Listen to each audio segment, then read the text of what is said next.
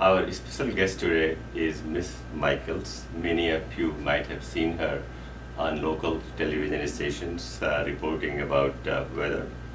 Lately, she has written a book about groundhog. We are going to talk to her today about how she got into reporting about environment, how she got inspired to write a book. She has also made little bit changes in her professional life, and now from environment and from weather, she is focusing on children's lives. So we will talk about her journey in that direction as well. Miss, thank you very much for coming to our studio. This is great. And we can start anywhere, but let us first start with your book. What inspired you to write that groundhog book? So, as a meteorologist, of course, every year I had to report on Groundhog Day, and normally Groundhog Day would feature Punxsutawney Phil, who lives in Pennsylvania, and the groundhog's forecast from Pennsylvania. So, Groundhog Day, just going back in time, is a tradition that started in Europe, and it's really meant to celebrate the midpoint of winter. February 2nd is the exact midpoint of winter, and so the idea is to bring the community together, celebrate how far you've come, and look ahead to spring, not far away. So I always liked the idea of the community coming together at the midpoint of winter, but I always thought it was wrong that we went to get information from a groundhog that didn't live local, because as we know, all weather is local. Sure. And I felt that we needed a groundhog with local weather expertise. So when I worked at WBZ and I was doing lots of environmental stories and climate stories, oftentimes I would find myself interviewing scientists from the Mass Audubon Society. And I came to know of a groundhog that lived at Drumlin Farm in Lincoln. And I convinced Mass Audubon that they should name this particular groundhog.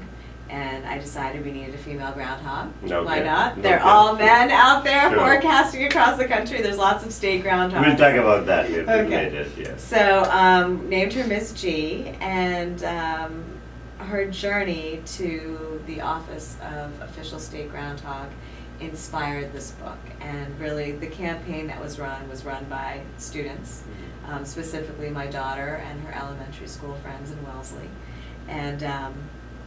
And so the book is about this organic unfolding of And you have a copy of the book, can we I just do. say that? This is the copy of the book. This is my daughter. In the book, she's called Ashley, which is her middle name. And the title of the book is Ms. G's Shadowy Road to Fame, the true story of Massachusetts state groundhog. The paintings, the illustrations are quite exquisite. In fact, my daughter, this is her in the window watching a blizzard. So the illustrations are done by a woman who I met in watercolor class in Cambridge, who was a grandmother, came back to painting after many decades, and just so happens she was married on Groundhog Day. Okay. And so when I met her, I knew that she had to do the illustrations for the book. I knew it was very timely. Very nice, very well done. They're beautiful illustrations, and so right now we're about to go into a second print of the book. We're doing some additions and changes. Okay. But these are all watercolors that she did. Right. And within the book, there is historical storms that many of us experienced while living here in New England. There are inserts about nature and about groundhogs' lives and about forecasting weather. So it's really meant to be an educational piece also. 10% of the profits go to the Mass Audubon Society to help support Ms. G and her pals. Excellent. Now, let's also, if you can talk a little bit about the process of making it the official groundhog Right. in Massachusetts. So how that happened and how long it took? Sure. So Ms. G's forecast, her first forecast, was in 2008 at Drumlin Farm, and there was about 25 people there, mostly preschool kids. And in No, before we go there, was she right? The forecast was correct? Or? We have the Blue Hill Weather Observatory out of Canton. We have their scientists doing hard analysis, verifying cloud cover, verifying shadow, no shadow, and analyzing her accuracy versus Punxsutawney Phil. And right now she's accurate 60% of the time, and Punxsutawney Phil is accurate about 30% of the time. Okay. So it's meant to be fact and fiction and whatever and Sure, fun. sure. But Punxsutawney Phil, there's a lot of wiggle room there. It could be cloudy, and they'll still say, "Oh, there's a shadow," whereas we call it like we see it. Okay. And Ms. G, most importantly, is handled by naturalists. She's not touched, but she is moved in her crate. She's never physically handled because she's a wild animal. And you'll see there have been some incidents with other groundhogs in other states where a mayor is holding them, or a state official is holding them, and they're really meant to be wild animals. So the Mouse Audubon Society is adamant about making sure we keep Miss G, of course, wild. So she gave her first forecast in 2008, and to a small crowd. In 2013, there was 2,000 people. 2,000 people. Yes, so her fame has grown over time. In 2008, when I first named her Ms. G, my daughter was very young. She was only 2. And so I wanted to do a campaign to make Ms. G the official state groundhog. There was none in Massachusetts, and other states do have state groundhogs. Vermont does, New York does, Georgia. There's many different states. So, but I wanted the campaign to be run by kids, and so I waited for my daughter to come of age and to be in a public school system. So in kindergarten, her and her friends began the process, getting to know Ms. G. Which was in 2013? So that was, I'm trying to think, in 2012. 12, okay. Yes, 2012. Okay. Let's see, yes, 2012, the process began, and only last summer in 2014. In 2014, yeah. Yes, in 2014, the governor finally signed the Ms. G bill into law. But the students had to testify in front of the State House Committee. They had posters, they wrote letters. It was an active campaign, and it was a long process. And so they learned about the legislative process. And the cool thing is that, a simple idea can change history. Sure. And so this was a very simple idea that we all came up with together with the students. And there's now a new law on the books thanks to their efforts. So, what about the process about writing this book? How long it took to write the book? Oh, that's a good question. So writing the book, it had been rambling around in my head for a while. I wrote the book in its entirety and started shopping it around to some publishers. And I had a publisher who was interested. They reviewed the book and decided that it was important to take my daughter out of the book, and that they didn't like the book. So I actually wrote the entire book over again. And they still wanted to extract a lot of what I considered sort of the heart and soul of the book to make it more popular. And I realized then that this is really a labor of love for me, and that it's not meant to be a moneymaker, although I do want to support financially Mass Audubon. But it's meant as a labor of love and a keepsake and a timepiece from my career. So I decided to self-publish instead. And so I took the 2 books that I had written and I combined them into a 3rd book. And I hired a friend of mine from college who is an avid starving writer. And I had him help me as an editor, and he helped me shepherd the book through the self-publishing process. And it's quite a process. It takes a long time. So about 2 years, 3 years? Roughly. It took about 2 years. 2 years. 2 years. And the book was published in 2014. Yes, so it was released on Groundhog Day, February 2nd, 2014, which you might recall was in the middle of Snowmageddon, or what we call it, in the middle of the snow blitz, and in fact that day, on Groundhog Day in 2014, and I'm sorry, in 2015. It was just released in 2015. Okay, yes, 15. in 2015. Okay. So it was just released this year, and on that day, there was also another blizzard. Okay. And so many of our festivities for the launch of the book were canceled, and Ms. G was only able to do a forecast for her naturalist who watches over her. That was it. There was nobody at the farm because it was snowing so heavily. So anyway, it was... Now, I have to ask you one question about what is the average lifespan of a... Lifespan in captivity can be up to a decade. Up to a decade. Yes, but like Lassie, if we all remember Lassie, there will always be a Ms. G. Okay. Yes, there is a long line of successors who are ready to step in as needed. Sure. So now let's get back a little bit about your life. And you were born in Calcutta. I was born in Calcutta, yeah. And you came here, after Canada, you were saying that you were about 3-year-old when you... Yes.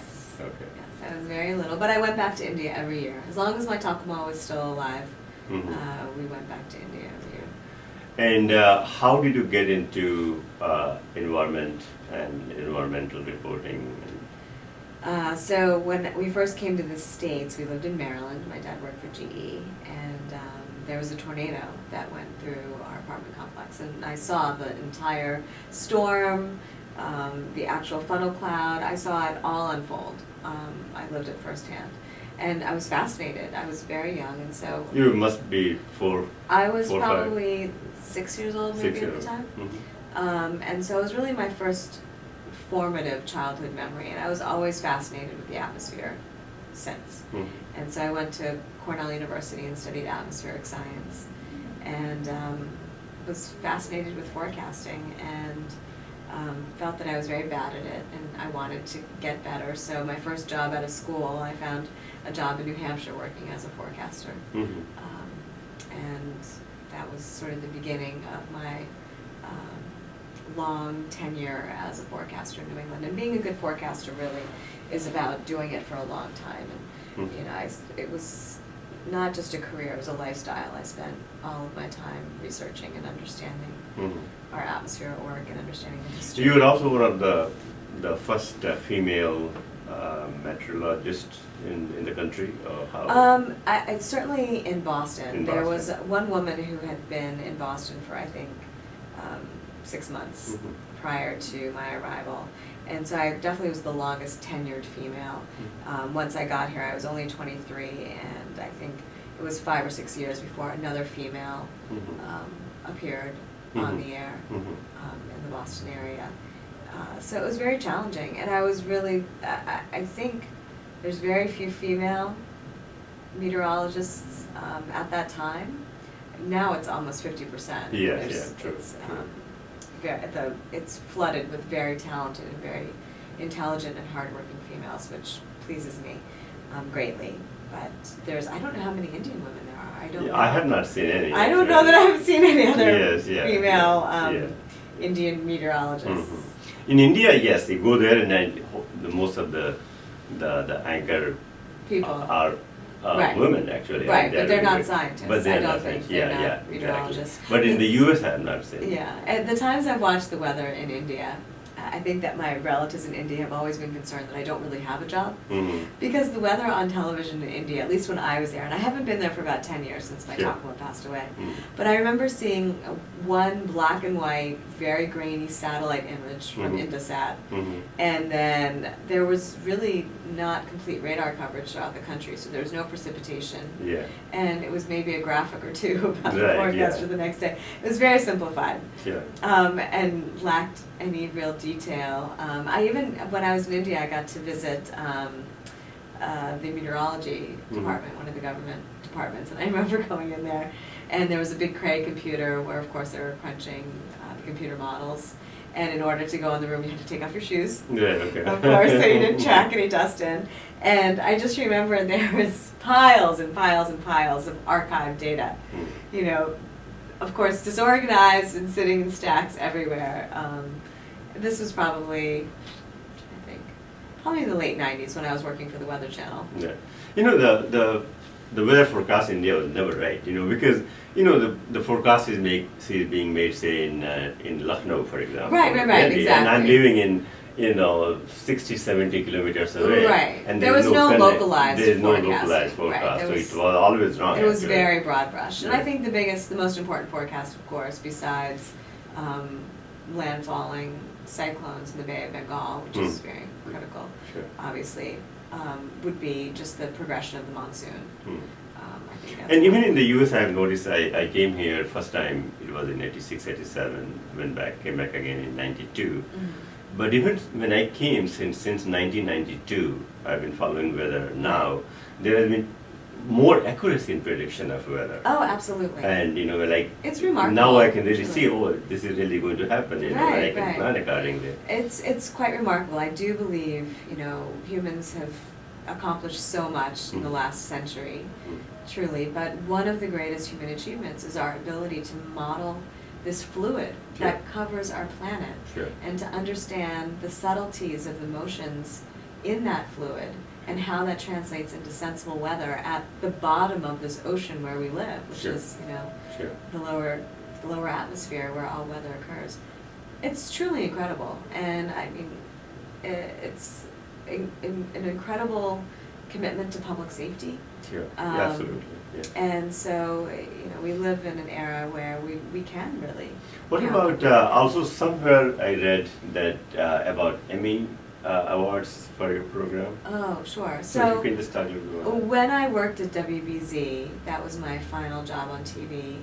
After leaving the Weather Channel. When I worked at the Weather Channel, I had my own show. It was a primetime show, and a lot of what I did was travel the world and tell stories about how weather impacts people's lives. And so once you're out of the office and not forecasting in an office setting, and you're out experiencing weather, and that's why I originally got into the field, because I'm fascinated with all aspects of weather. So when I came to BZ, I was out in the field reporting, and so we turned a lot of my stories into half-hour specials. And so one of the half-hour specials that we did that aired in prime time, usually would air around 7 o'clock at night, one of those won an Emmy Award for the presentation. Excellent. Yeah. Now you are transferring from your career from weather to these type of lines of clothing. Yeah, the purpose of that is to have a normal lifestyle so that I can take care of my girls. You know, television, the life of a forecaster, and anyone in local news, it's really a full-time commitment. You're on board 24/7, and you have a difficult lifestyle. You either work early mornings or late nights or both. It's hard to be consistent with your family. And I had a very fulfilling career for over 15 years, and you know, I'd waited to have children, and so you can't do it all at one time. Sure. So I wanted to really be able to enjoy my time with them versus having to be doing multiple things. And I was fortunate, my husband and I sort of shifted roles, and from me being a primary breadwinner, he became the primary breadwinner, and it gave us the opportunity to make that choice for me to be able to stay home. So a lot of these projects I do out of respect and honoring my daughters and their beautiful journey. So tell us a little bit of other product lines which you have. So we have the book, sure. And of course we have pins for the Massachusetts State Groundhog, since now Miss G is official. Part of the book, we also have our lovely little groundhog, our stuffed groundhog, because what kid doesn't need a Miss G? We also created, with the help of some of my friends who have kid bands, we have a CD called Dance to the Weather, which was given a Parents' Choice Award. And there's lots of great songs in here, including one about groundhogs. Excellent. And my daughter designed this, so she painted everything.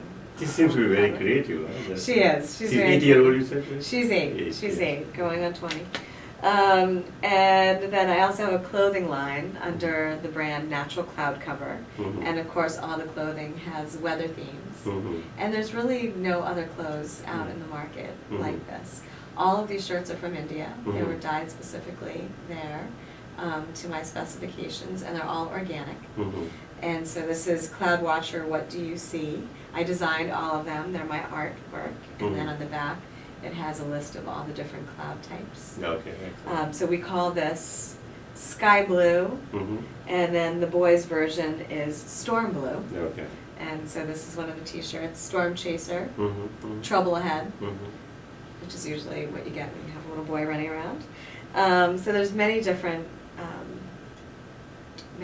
clothes. Excellent. We also have onesies too, not just And you t-shirts. sell them online? We sell them online at naturalcloudcover.com, and then the book is available on Amazon, and then also at mastategroundhog.com. Excellent.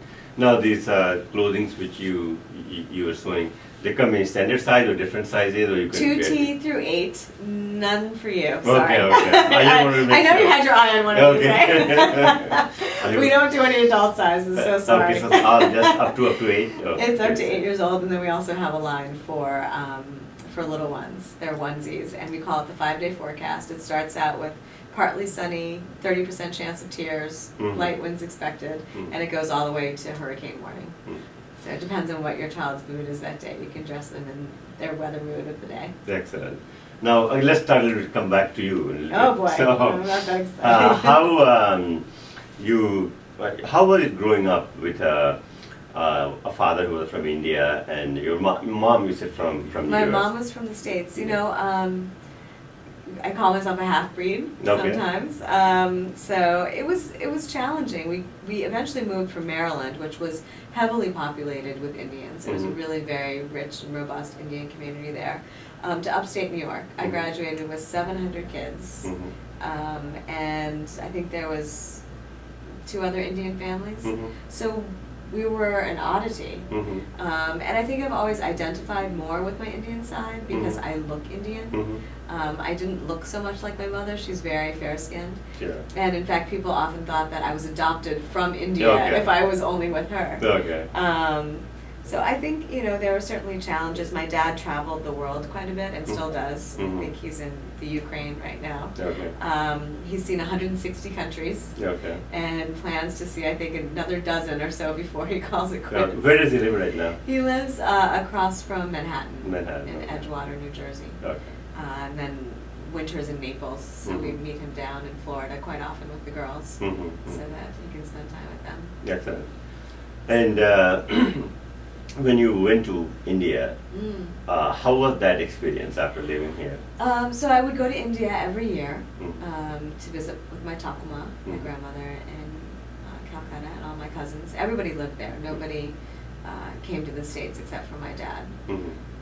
And eventually, many migrated towards England, and I have cousins who are professors now at Oxford. You know, we've all grown up. They still wondered if I had a job because, of course, weather forecasting wasn't very important in India. Sure. But so going to India was so special to me because it was really, I think, a grounding force in my life. You see so much there. It's really like going to another planet almost. You know, the sights and the smells and the experience of true poverty.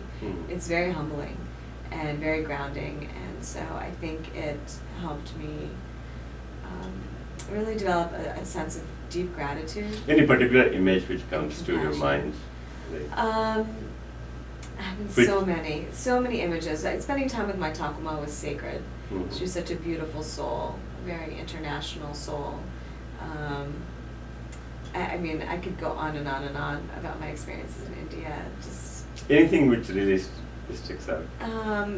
Riding in a rickshaw with my Takuma. Okay. Okay. I remember one time my dad and I had gone to the planetarium in Calcutta, and we came out, and the monsoons were in full swing, and we came out, and there was 3 feet of water in the streets. Okay. And the rickshawwala, you know, had to wade through the streets to get back to my Takuma's flat on Dover Road, and it was quite an experience. And I remember, of course, Diwali. Every time we were there for Diwali, it was so special. I remember lighting candles on the perimeter of my auntie's house.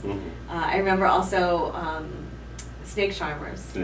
And I remember one time the snake charmer had come to our house and the snake got loose. Okay. And so I ran to the back room and shut the door, jumped up on the bed. I wouldn't come down until they promised me they had found the snake. What about your daughters? Have you? My daughters. So my daughters are half Indian and half Armenian. Sure. And so my daughter attended an Armenian school for preschool in Watertown. There are no Indian schools in the area, but she's very proud of her heritage. No, we haven't taken her to India as yet. I studied Bengali when I was in college because since my mother was American, we didn't speak it in the house. So I can read and write, but I don't have the depth of vocabulary. So I'm like. But you can understand it now. I can understand a little bit. I'm like a kindergartner when we go to Calcutta because I, you know, sound out all the words, and my cousins can't read or write. They're just conversational. So I tell them what it says, and they tell me what it means. Okay. So yeah, my daughters. Eventually, we will take them to India. My daughters are obviously very curious about India. I do watercolors, so there's paintings of the Taj Mahal in our home. And my daughter just had an Annaprashan last October. Okay. We had a big festival for her first rice feeding, and my relatives came from India to celebrate it. My cousin brother did the ceremony. So, the culture is still very much a part of their lives. We had a multicultural night in Wellesley. My daughter wore a sari. I wore a lenga. We hired masala art to do dosa.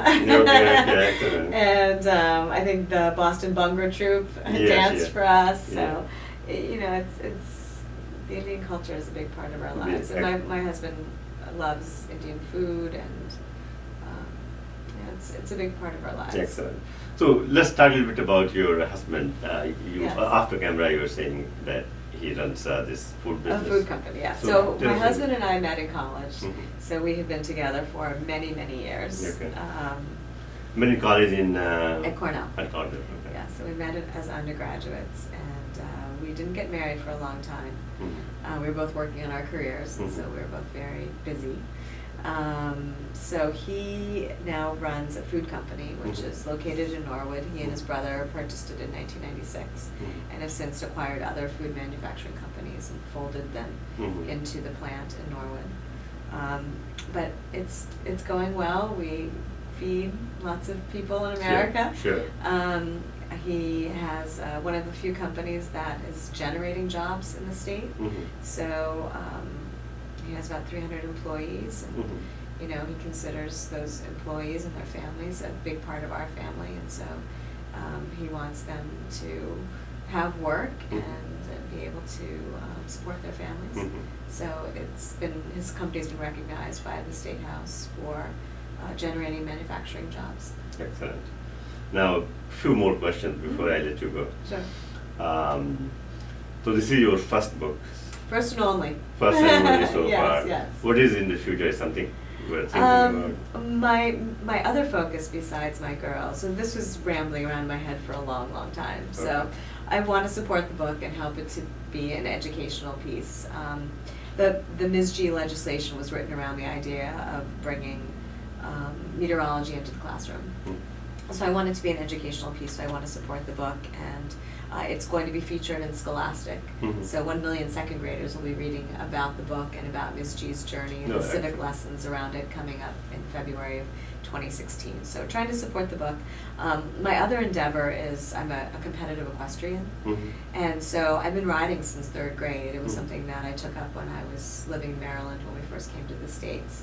And I've always wanted to ride at the top level, and it takes a lot of time and commitment and investment to be able to do that. So now that I no longer am engaged in a career, at that time when I could train maybe once or twice a month, and then I'd compete.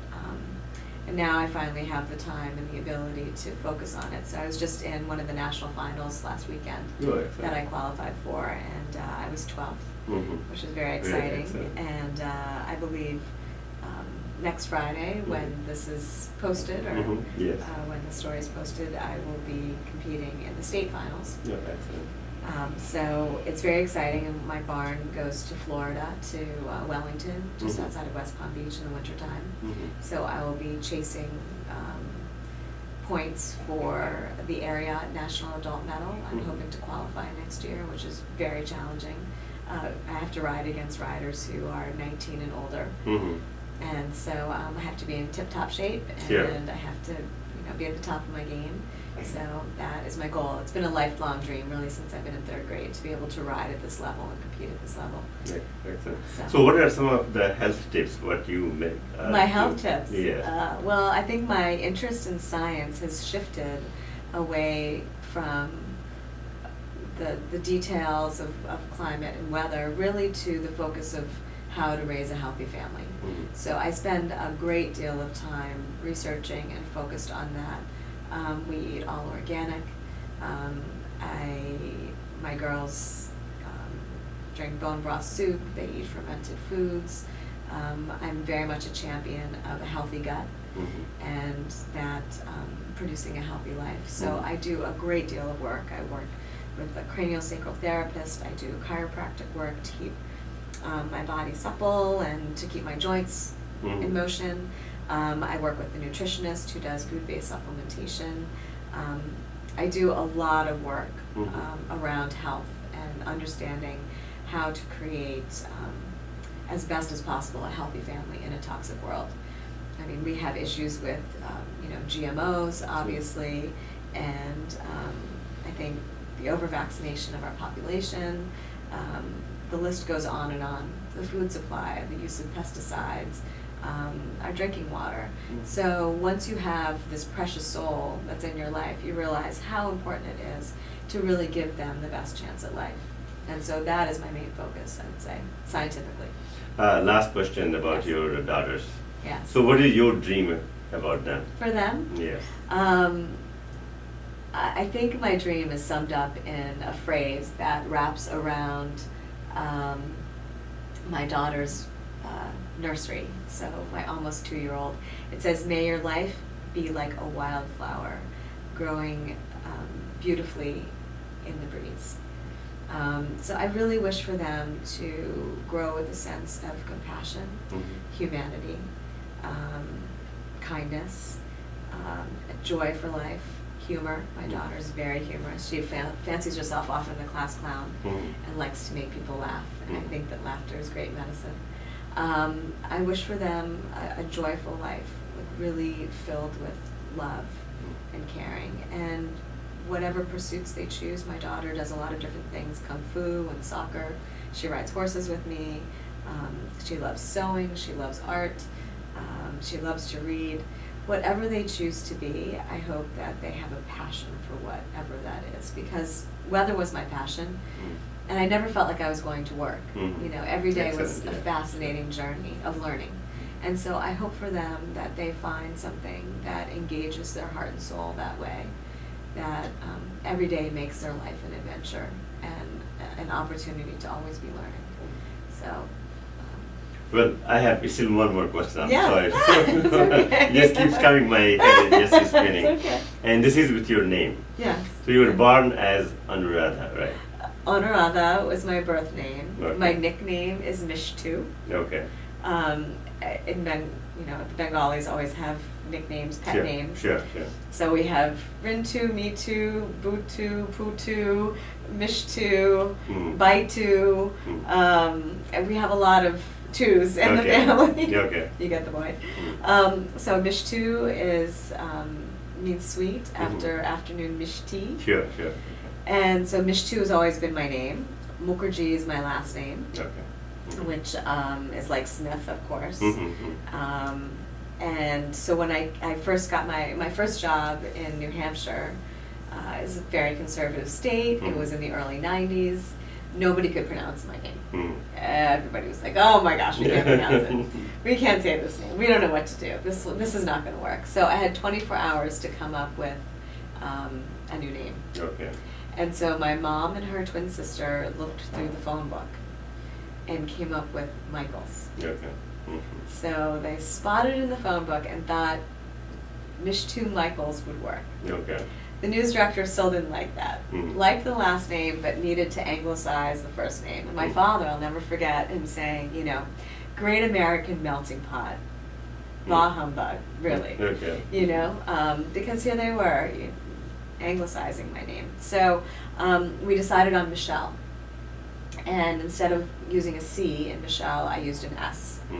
So that was my big, my big personalization. And eventually, as I gained more credibility in Boston, I asked my news directors if I could change my name to just Mish Michaels versus Michelle, because I really wasn't a Michelle ever. So everyone called me Mish growing up, because it was short for Mish too. Sure. So Mish felt much.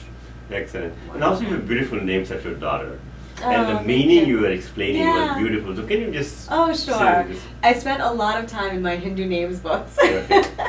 So the first one, I had my list of names, and for my first daughter, and Nalina was always at the top of my list. It is the masculine form.